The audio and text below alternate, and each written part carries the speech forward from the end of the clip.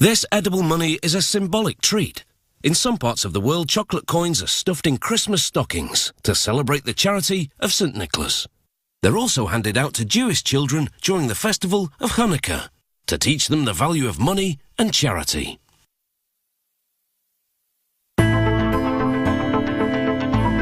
Chocolate coins don't have any purchasing power, but they do buy a lot of appreciative smiles from the kids.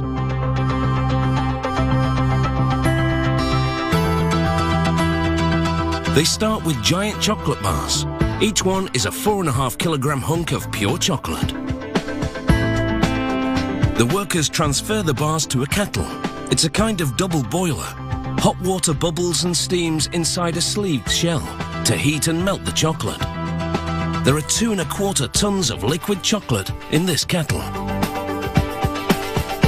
The machine now pumps the chocolate through a long pipe with different cooling zones. The chocolate thickens, but not to the point of solidification, a process called tempering. It causes the chocolate to form a precise crystal structure for just the right texture and taste. The thick liquid chocolate flows onto a conveyor that brings the chocolate under a broad blade. The blade levels it to a specific thickness and spreads it evenly, creating a long sheet of chocolate. The chocolate now begins to coagulate and harden. To spur that process, it travels through a refrigeration tunnel, which is approximately 14 meters long. This journey transforms the liquid chocolate into a soft solid. Next, they clean and prepare the die.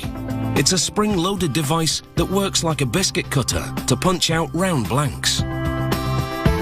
But there's one big difference. Each cutter is long and tubular, so as it punches out the chocolate blanks, they accumulate inside.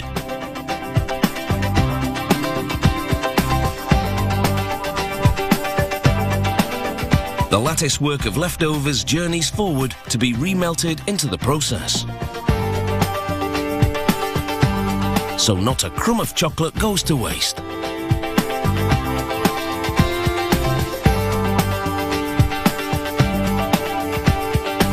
At the end of the line, dozens of coin blanks have stacked up in each magazine. And piles of leftover chocolate have accumulated in a bin that will now be transferred back to the melting pot. Now it's time to print some chocolate money. To do this, they wrap the chocolate first, and then emboss both the wrap and the chocolate blank simultaneously. Here's how it works. Sheets of glossy gold foil travel between rollers to establish an even tension. Ahead, a forked arm moves 2 chocolate blanks between the foil sheets. Piston-like knives move in to wrap, cut and fold the foil around the blanks. The forked arm then delivers the foil-wrapped blanks to a die press. It stamps designs on both sides of the coins, making an impression on the foil through to the chocolate. The chocolate, although solid, is still warm enough to receive the image. Removed from the machine, here's what the die heads look like. These ones are used to emboss chocolate coins with American penny markings. As for the foil discards, they don't end up on the scrap heap. Instead, they accumulate in a bin to be sent out for recycling. They make 150,000 foil-wrapped coins a day. To change the currency type, they simply switch die heads. Chocolate coins can be made in many sizes, with a range of different illustrations. The coins now spill out onto a conveyor, which takes them to a bin.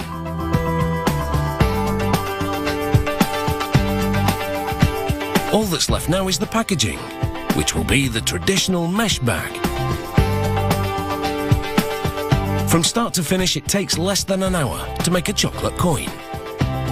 Gold dollars or $5 poker chips. Every day is a jackpot of chocolate money at this factory. So there's never any shortage of edible cash. Only decisions to be made. Poker chip or chocolate penny. Well, you can always flip a coin.